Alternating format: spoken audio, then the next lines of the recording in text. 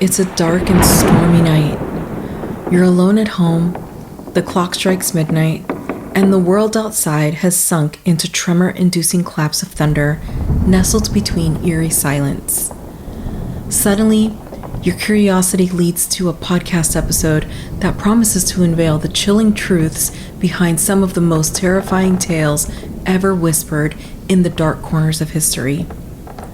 From the cursed halls of the Amityville house to the mysterious snow-covered slopes of the Dyatlov Pass, the vengeful spirit of the Bell Witch, to the unnerving hauntings of the Enfield Poltergeist, and far beyond.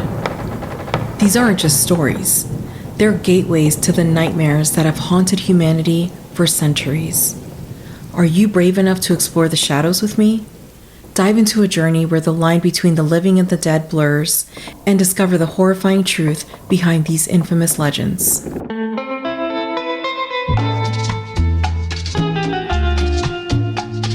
Happiest day, beautiful soul. Welcome back to The Medium Matters, the podcast where we're all mini mystics learning about the paranormal, the supernatural, and all the things together. And everyone is here for the haunts. I'm your host Chantel, and today we're gathering around the fireplace in the dark of night to tell tales of disembodied voices, unsolved mysteries, and things that go bump in the night. So grab your sage, strap on every crystal you own, and let's get down to the good stuff. Enfield, England, August 1977. The Hodgson family, consisting of single mother Peggy Hodgson and her 4 children, Margaret, Janet, Johnny, and Billy, lived in a council house on Green Street.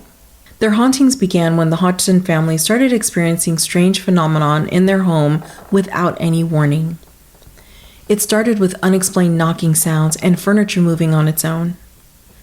Peggy initially dismissed these occurrences as pranks or figments of her children's imagination, but the disturbances intensified over time. Soon the family witnessed objects levitating, furniture being thrown across the room, and inexplicable voices emanating from empty spaces. The most disturbing aspect of the haunting was the apparent possession of Peggy's 11-year-old daughter Janet, who exhibited behavior such as speaking in a deep, guttural voice and levitating off her bed. The paranormal experiences attracted the attention of neighbors, police officers, and paranormal investigators, including the Warrens and members of the Society for Psychical Research. They witnessed furniture moving on its own, heard disembodied voices, and recorded anomalous phenomena on audio tape. Despite attempts to rid the house of the entity through blessings and exorcisms, the hauntings persisted for more than a year, causing immense distress to the Hodgson family. However, the activity gradually subsided, and by 1979, the disturbances had ceased entirely. What are your thoughts on the Enfield Poltergeist? We actually covered this story long ago in an old episode, and it was so intriguing. It is just mind-blowing, the things that happened to this family, the things that they experienced. It was crazy, and it is still crazy. There are a lot of people who believe devoutly everything that was reported. There are a lot who believe that it was all an act. It was an attention grabber, if you will. What are your thoughts? Share them with us. In 1817, the Bell family started experiencing strange occurrences on their farm in Robertson County, Tennessee. The Bells, husband John Bell Sr., wife Lucy Bell, and children, including John Bell Jr. and Betsy Bell, experienced unexplained noises, physical attacks, disembodied voices, strange creatures, psychological disturbances, and so much more.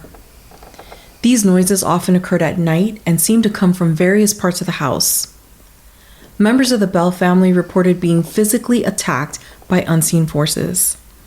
They described sensations of being pinched, slapped, and scratched by invisible hands. Some family members also claimed to have been pulled from their beds or dragged across the room by an unseen force. The Bell family heard disembodied voices speaking in strange languages or making unintelligible sounds. These voices seemed to come from empty rooms or remote parts of the house and could sometimes be heard conversing with each other. The Bell family reported sightings of strange creatures around their property. These creatures were described as resembling animals or humanoid figures, but with distorted features or glowing eyes. Some witnesses claimed to have seen these creatures lurking near the house or peering in through the windows. In addition to physical phenomena, the Bell family experienced psychological disturbances, including feelings of unease, dread, and paranoia. Some family members reported experiencing vivid nightmares or episodes of sleep paralysis. The entity responsible for the hauntings became known as the Bell Witch, named after the Bell family itself. The entity claimed to be the spirit of Kate Batts, a neighbor with whom John Bell Sr. had a dispute over land. The Bell Witch tormented the family for several years, exhibiting a range of supernatural abilities. The entity could communicate through various voices and languages, predict future events, and inflict physical harm on family members. News of the haunting spread throughout the community, attracting the attention of curious onlookers, investigators, and even reputable individuals such as Andrew Jackson, who visited the Bell farm to witness the phenomena firsthand. The hauntings were chronicled by local newspapers and visitors who documented the strange occurrences on the Bell farm. Witnesses reported seeing objects levitating, hearing disembodied voices, and experiencing physical attacks themselves. The Bell Witch haunting came to an end with the death of John Bell Sr. in 1820, reportedly at the hands of the entity. Following his death, the Bell Witch declared that she would return in 7 years, but she never did. The legend of the Bell Witch haunting has persisted for centuries, captivating the imaginations of paranormal enthusiasts and inspiring numerous books, movies, and television adaptations. While skeptics have attempted to explain the phenomenon through natural or psychological means, the true nature of the Bell Witch remains a complete mystery. After the hauntings ended, the Bell family continued to live on the farm for some time before eventually moving away. Descendants of the Bell family still reside in the area, and the Bell Witch legend remains an integral part of local folklore in Tennessee. What are our thoughts about the Bell Witch? This is creepy on every level. This is just nightmare-inducing. I don't even know what to say. I have heard the story many times, and it never gets easier to digest, ever, ever.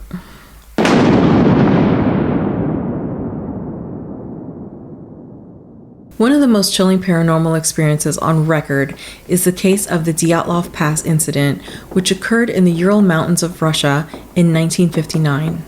It remains one of the most mysterious and unexplained events in modern history. The incident involved a group of 9 experienced hikers led by Igor Dyatlov, a 23-year-old engineering student at the Ural Polytechnic Institute. The group consisted of 8 men and 2 women, all of whom were experienced mountaineers and skiers.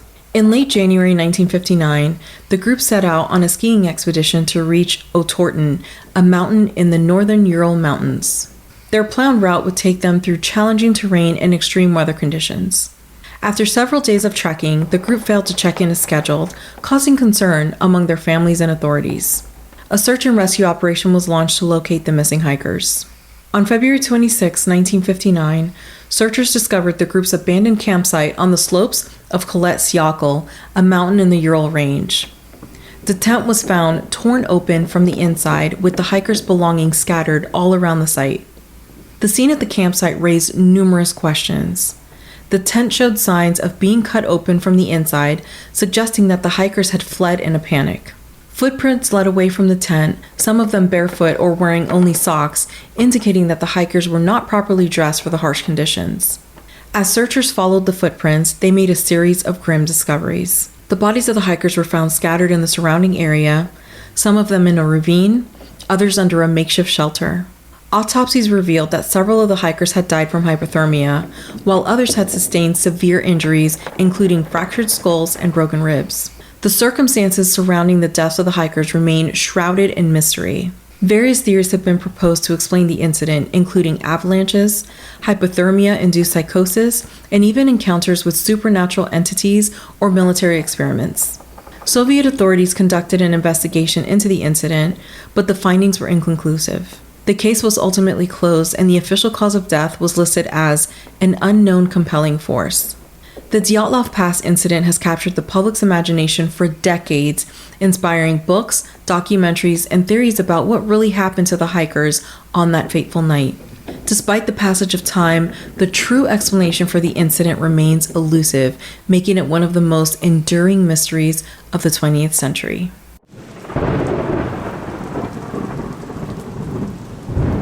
The DeFeo family lived in a large Dutch colonial house at 112 Ocean Avenue in Amityville. The family consisted of Ronald DeFeo Sr., his wife Louise, and their 4 children, Ronald Jr., also known as Butch, Dawn, Allison, and Mark.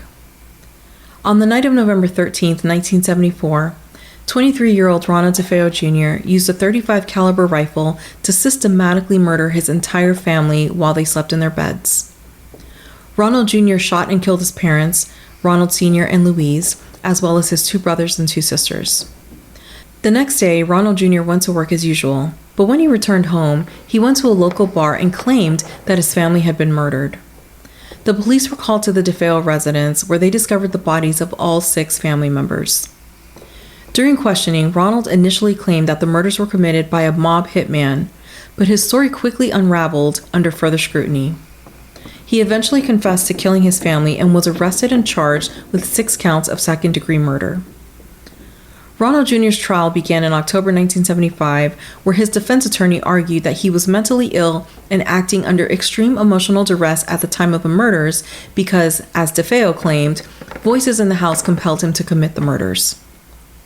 However, the prosecution presented evidence that Ronald Jr. had planned the murders and attempted to cover up his actions. In November 1975, Ronald Jr. was found guilty on all 6 counts of murder and sentenced to 6 consecutive life sentences in prison. In December of the same year, a little more than 1 year after the tragic murders, George and Kathy Lutz purchased the house at 112 Ocean Avenue at a significantly reduced price due to its infamous history. The Lutz family consisted of George, Kathy, and Kathy's 3 children from a previous marriage. Shortly after moving in, the Lutz family began experiencing strange phenomena in the house. They reported strange odors, cold spots, and unexplained noises. The family claimed to have seen apparitions, heard disembodied voices, and felt a sense of dread in certain parts of the house. The Lutz family sought the help of a Catholic priest, Father Ray Pecoraro, to bless the house. During his visit, Father Pecoraro reportedly heard a voice commanding him to get out and felt a slap across his face. He later fell ill and developed blisters on his hands resembling stigmata. News of the Lutz family's alleged haunting attracted widespread media attention, leading to a best-selling book titled The Amityville Horror by Jay Anson, published in 1977. The book detailed the family's experiences and purported supernatural occurrences in the house. After the Lutz family fled the house, it was sold to subsequent owners who reported, surprisingly, no paranormal activity. The address of 112 Ocean Avenue was changed to deter curious onlookers, but the house remains a popular tourist attraction for those interested in paranormal phenomena. What are our thoughts on Ronald DeFeo Jr., on the Lutz family, and the experiences that they had? Do we think that Ronald actually experienced something in that house? Was he hearing a voice that was encouraging him to commit this heinous act? Did the Lutz family, in fact, experience these paranormal situations with the disembodied voices and having these physical attacks? I don't know. I am frightened. This is scary. I have also heard this story many times, and I've seen a few of the movies, and it is, whether it's made up or it's real, it is scary nonetheless. And I think that's all I have to say about that. So share your ideas, your feedback, your theories, share them all. We want to know. Raynham Hall, located in Norfolk, England, has a long history dating back to the 17th century and is rumored to be haunted by the spirit of Lady Dorothy Walpole, also known as the Brown Lady because of the brown brocade dress it is claimed she wears. According to legend, Lady Dorothy was the wife of Charles Townshend, who lived in Raynham Hall during the 18th century. Their marriage was reportedly unhappy, and Lady Dorothy's spirit is said to roam the halls of the estate seeking revenge for her mistreatment. Rumor has it her husband was incredibly jealous, and this jealousy led him to be incredibly violent toward her and lock her up in a room where she eventually died.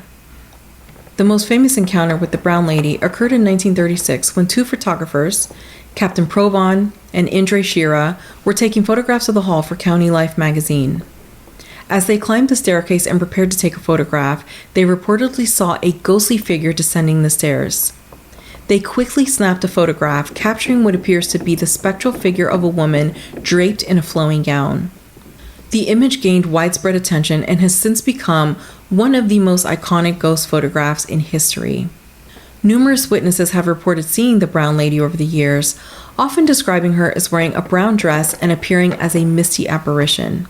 While skeptics have attempted to debunk the photograph and the legend surrounding the Brown Lady, many believe that Raymond Hall is indeed haunted by the spirit of Lady Dorothy Walpole, making it a fascinating case of alleged paranormal activity. Annalise Michel was a young woman who began experiencing strange behavior and seizures in her late teens, leading her family to believe she was possessed by demonic entities. Annalise's symptoms included hearing voices, speaking in strange languages she had never learned, and exhibiting aversions to religious objects and symbols. Despite medical intervention, her condition worsened and she became convinced that she was possessed by multiple demons. Desperate for help, Annalise and her family turned to the Catholic Church for an exorcism. Over a period of several months, Annalise underwent a series of exorcisms during which priests attempted to expel the alleged demons from her body.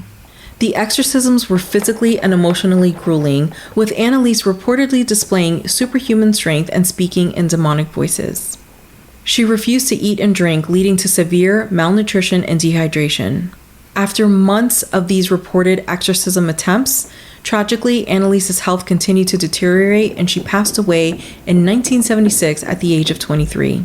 Her death led to a highly publicized court case in which her parents and the two priests who performed the exorcism were charged with negligent homicide.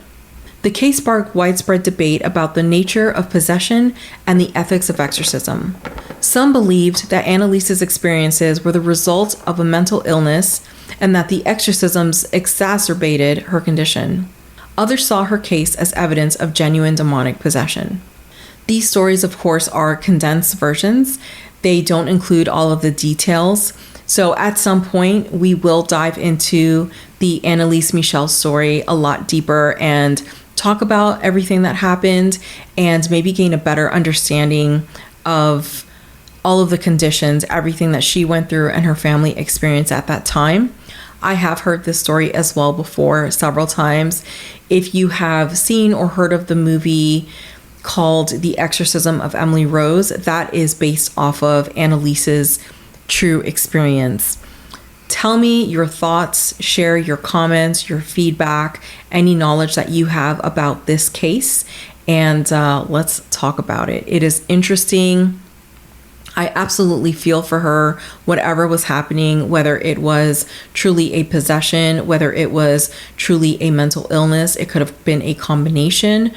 Whatever was happening with her, I truly feel for her. She suffered a lot. She struggled. She wanted so badly to get well and overcome this situation that she was experiencing, the illness or the possession or whatever it was, just like anyone would in that kind of situation. So my heart definitely just hurts for her and the things that she went through. So we will definitely talk about this one in a future episode. But for now, let's move on. Located in the village of Borley, Essex, and dubbed the most haunted house in England, the Borley Rectory gained notoriety in the early 20th century due to reported ghostly phenomena experienced by its residents. The paranormal activity at Borley Rectory was first documented in the late 19th century when residents reported hearing unexplained footsteps, seeing apparitions, and witnessing objects moving on their own. However, it wasn't until the arrival of Reverend Harry Bull in 1928 that the haunting gained widespread attention. Reverend Bull and his family experienced a series of bizarre occurrences, including phantom footsteps, mysterious lights, and the sound of bells ringing from the empty bell tower. They also claimed to have seen the ghostly figure of a nun wandering the grounds of the rectory. The Bull family enlisted the help of a paranormal investigator, Harry Price, who conducted extensive investigations at Borley Rectory. Price's investigations uncovered a history of tragic events associated with the property, including reports of a nun who was bricked up alive in the walls of the rectory after having an illicit affair with a monk. Despite skepticism from some quarters, Price's investigation generated significant public interest, and Borley Rectory became a focal point for ghost hunters and paranormal enthusiasts. However, controversy surrounded Price's methods, with some accusing him of sensationalism and manipulation of evidence. In 1939, Borley Rectory was destroyed by a fire of mysterious origin, adding another layer of intrigue to the already enigmatic case. While the rectory no longer stands, the legend of Borley Rectory lives on as one of the most famous and enduring tales of paranormal activity in England, captivating generations of believers and skeptics alike. In the late 1990s, a couple parked their car outside a movie theater on a quiet night. As they sat outside, they noticed two children, a boy and a girl, standing just outside their car. The children seemed out of place, dressed in old-fashioned clothing despite the modern surroundings. Feeling uneasy, the couple hesitated to roll down their window, but the children persisted knocking on the glass and asking for a ride home. The couple noticed something deeply unsettling about the children's eyes. They were completely black, devoid of any sclera or iris. Sensing danger, the couple quickly drove away, shaken by the encounter. They later researched similar stories online and discovered numerous accounts of encounters with black-eyed children dating back decades. Reports of encounters with black-eyed children typically involve individuals encountering children, usually between the ages of 6 and 16, with entirely black eyes. These encounters often occur in isolated or desolate areas, such as empty streets, parking lots, or wooded areas, and typically take place at night. Witnesses describe the children as having pale or ashen skin and wearing outdated or nondescript clothing. Their most distinctive feature is their eyes, which are completely black, devoid of any sclera or iris. Witnesses often report feeling an overwhelming sense of fear or unease in the presence of these children. Black-eyed children typically approach potential witnesses and request assistance or entry into their vehicle or home. They may use persuasive or urgent language, such as asking to use the phone or claiming to be lost or in need of help. Witnesses often feel reporting a sense of dread or danger when interacting with these children. Many encounter stories follow a similar pattern. The witnesses either refusing the children's requests or feeling compelled to comply out of a sense of fear.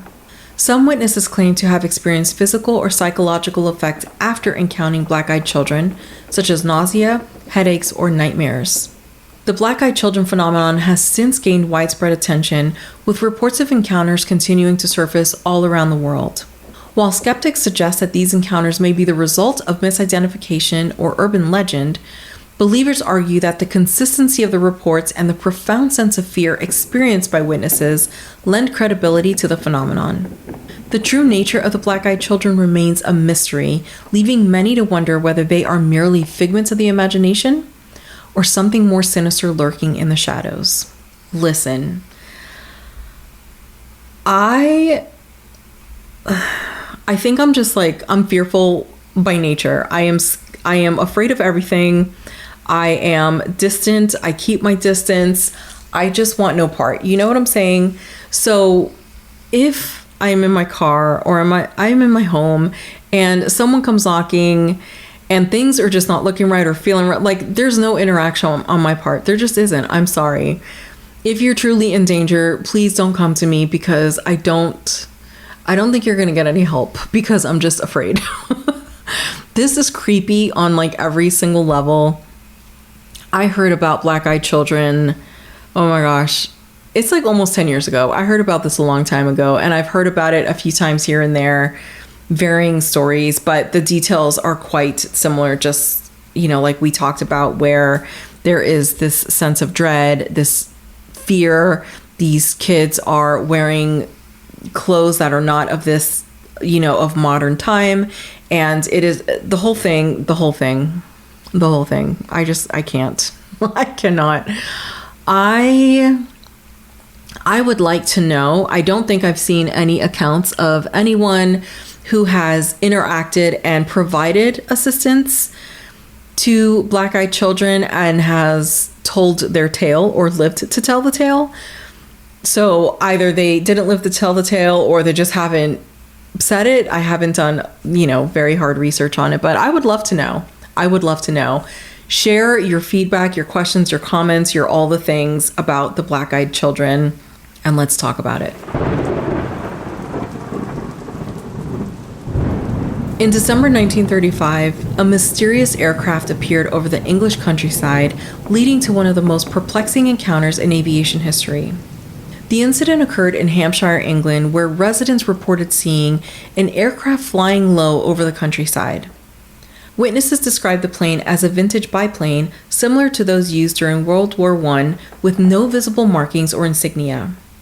What made the sighting particularly baffling was the fact that the aircraft emitted no sound and appeared to be transparent, with some witnesses reported being able to see through it as it flew overhead.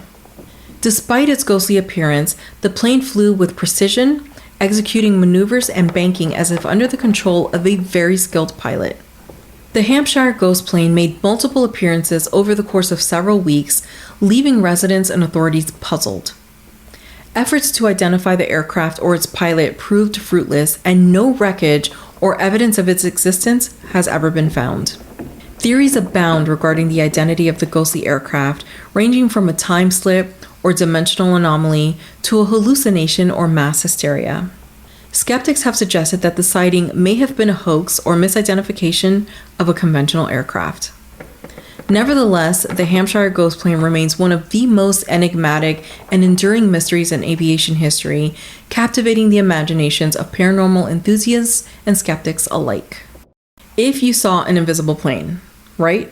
You saw a plane and you could see through it, not the pilot so much, but you can see through this plane. What would you think? I myself would think Wonder Woman, obviously, right? Right. This is, it's interesting. It's interesting. And obviously not the first story of its kind. There are, and I don't mean, invisible planes everywhere. I mean, just different paranormal stories with vehicles, aircrafts and boats and, all the things. And it's just, is it giving UFO? Is it a time slip? Did this come from the future and, slipped back in time? Is it of another world? Is it truly like a ghost vehicle? It's, from another dimension. Who knows? It's intriguing. If I saw it, what would my reaction be? I don't know. I think I would wet my pants. That's what I think would happen. It's in Point Pleasant, West Virginia, in the late 1960s where we first encounter the Mothman. Described as a humanoid creature with large wings, glowing red eyes, and a chilling screech. In November 1966, two couples driving near the abandoned TNT area outside of Point Pleasant reported encountering a large winged creature that chased their car at high speed. They described the creature as a man-sized bird with glowing red eyes. Over the following months, more sightings of the Mothman were reported by numerous residents of Point Pleasant and the surrounding areas. Witnesses described similar details of a winged creature with glowing red eyes, often associated with feelings of dread and foreboding. The Mothman sightings coincided with other strange phenomena in Point Pleasant, including UFO sightings, electrical disturbances, and animal mutilations. Some locals believe that the Mothman was a harbinger of tragedy, as it was allegedly seen near the site of the Silver Bridge collapse on December 15, 1967, which resulted in the deaths of 46 people. Despite numerous investigations and theories ranging from the misidentification of a bird to an extraterrestrial being, the true nature of the Mothman remains a mystery. The legend of the Mothman has since captured the public's imagination, inspiring books, movies, and annual festivals in Point Pleasant. While skeptics dismiss the Mothman as a product of mass hysteria or folklore, believers continue to speculate about its origins and significance, making it one of the most enduring and intriguing paranormal mysteries in modern history. Located in northeastern Utah in the United States, Skinwalker Ranch gained notoriety due to reported encounters with a variety of supernatural phenomena, including UFO, cryptids, and poltergeist activity. The ranch, originally named the Sherman Ranch, became known as Skinwalker Ranch due to reports of encounters with a mysterious creature from Native American folklore known as a skinwalker. According to legend, skinwalkers are shape-shifting entities capable of assuming the form of various animals. In the 1990s, the ranch was purchased by Terry and Gwen Sherman, who soon began experiencing bizarre occurrences. They reported seeing strange lights in the sky, hearing unexplained noises, and witnessing the mutilation of their livestock. The family also claimed to have encountered large wolf-like creatures and other strange beings on the property. The Shermans eventually sold the ranch to billionaire businessman Robert Bigelow, who funded scientific investigations into the paranormal phenomena reported on the property. Researchers documented a wide range of strange occurrences, including cattle mutilations, crop circles, and sightings of unidentified flying objects. Despite extensive investigations, the true nature of the phenomena observed at Skinwalker Ranch remains a complete mystery. Some researchers believe that the ranch sits atop a portal or area of high paranormal activity, while skeptics suggest that the reports may be the result of hoaxes or natural explanations. Regardless of these theories, the legend of Skinwalker Ranch continues to fascinate and intrigue paranormal enthusiasts, making it one of the most enigmatic and hotly debated cases of alleged supernatural activity in recent history.